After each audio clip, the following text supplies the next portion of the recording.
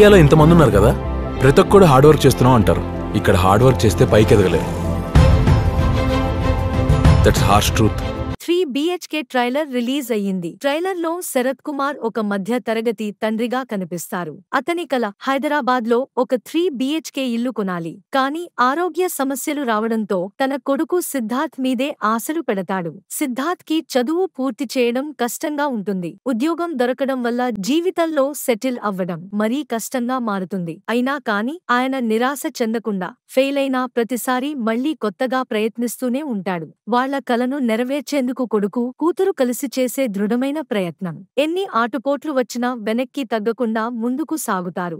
ఈ కథ middle class కుటుంబం కలల వెంట సాగే ప్రయాణం. కుటుంబం ఏకతాటిపై ఉండటం, సహనం, పట్టుదల ఎలా ఒక సాధారణ ఇంటి కలను నిజం చేస్తాయో ఈ సినిమాలో చూపించబడింది. 3 BHK మూవీ జూలై 4న థియేటర్లలో విడుదల అవుతోంది.